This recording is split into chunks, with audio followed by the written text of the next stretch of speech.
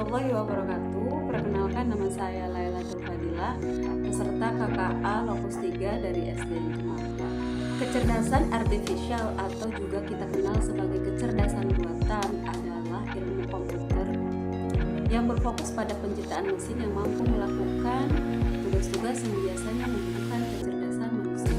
Dengan segala kelebihannya, kecerdasan artifisial masih memiliki keterbatasan. Nah, di sini saya akan membahas tentang etika dan keterbatasan kecerdasan artifisial.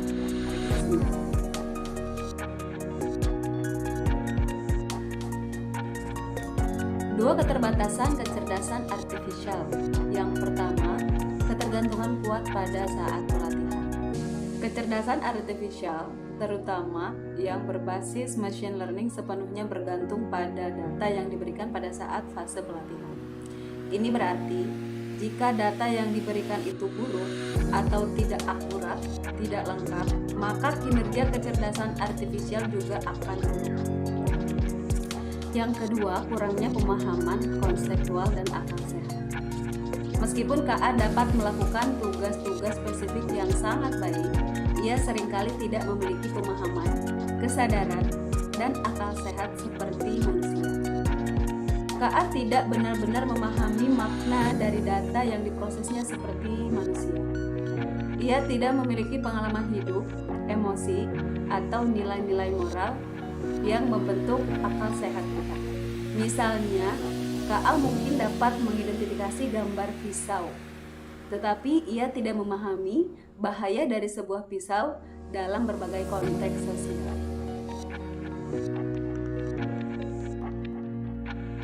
Yang pertama, dampak ketergantungan pada data dan potensi bias. Informasi yang tidak akurat atau bias.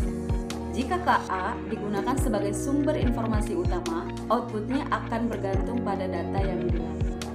Jika data tersebut bias, tidak lengkap, atau bahkan salah, maka KA dapat menyajikan informasi yang tidak akurat atau bias kepada siswa. Kesenjangan akses digital. Implementasi KA yang canggih memerlukan infrastruktur teknologi yang memadai. Sekolah atau siswa di daerah yang kurang berkembang atau dengan keterbatasan ekonomi mungkin tidak memiliki akses yang sama terhadap teknologi KA ini, menciptakan kesenjangan digital yang semakin parah dalam pendidikan. Ini berarti siswa yang tidak memiliki akses akan tertinggal dalam memanfaatkan alat-alat pembelajaran KA yang inovatif. Selanjutnya, ketidakadilan dalam penilaian pembelajaran.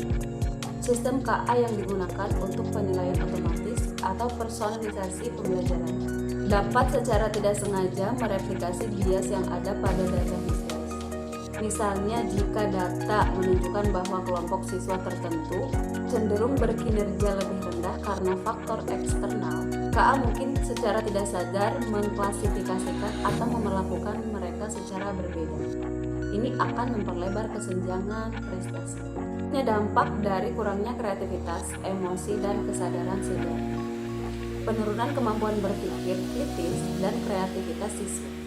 Ketergantungan berlebihan pada KA untuk menyelesaikan tugas dapat menghambat pengembangan kemampuan berpikir kritis, analisis, dan pemecahan masalah siswa secara mandiri. Siswa mungkin menjadi pasif dan kurang termotivasi untuk melakukan proses berpikir.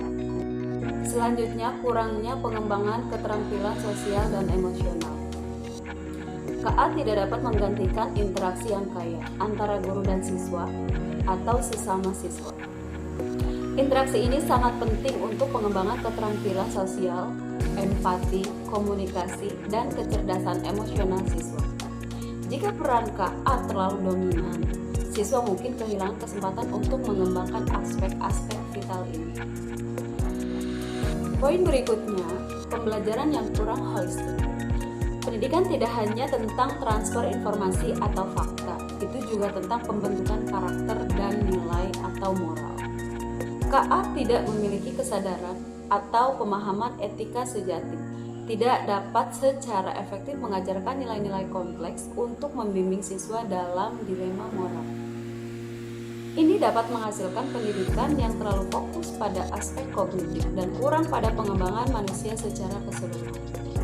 Poin berikutnya, guru kehilangan peran pembimbing holistik.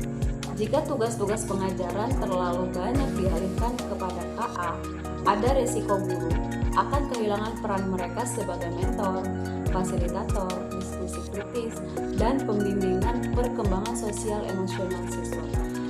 Guru mungkin hanya menjadi pengawas teknologi, mengurangi esensi interaksi personal dalam pendidikan.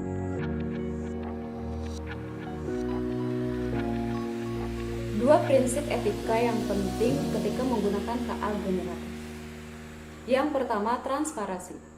Pengguna, di sini ada siswa, guru, ataupun orang tua, harus memahami bagaimana sistem KA bekerja, data apa yang digunakannya, dan bagaimana keputusan atau konten generatif dibuat.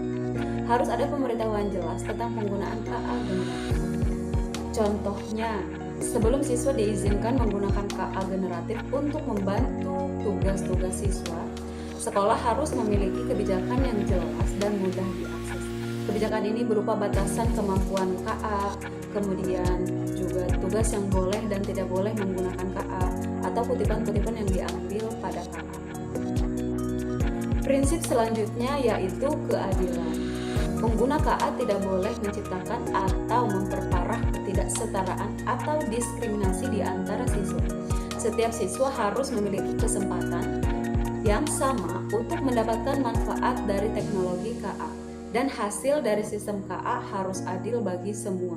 Contohnya, jika sekolah memutuskan untuk menggunakan lisensi alat KA generatif, misalnya untuk penulisan atau desain, pastikan bahwa semua siswa memiliki akses yang sama kepada alat tersebut, terlepas dari latar belakang sosial ekonomi mereka.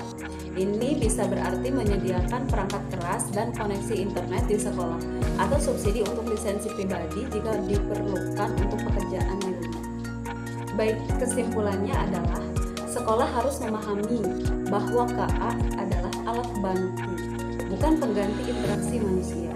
Untuk tugas-tugas yang memerlukan empati, pemahaman nuansa, akal sehat, atau pengambilan keputusan yang etis, peran guru, konselor, dan staf manusia tetap tidak tergantikan. KA sebaiknya digunakan untuk mengoptimalisasi tugas rutin atau menganalisis data, sementara keputusan akhir dan interaksi yang kompleks tetap ditangani oleh manusia. Mungkin itu saja yang bisa saya sampaikan pada tugas di modul 3 kali ini. Terima kasih dan mohon maaf atas segala kekurangan. Saya akhiri.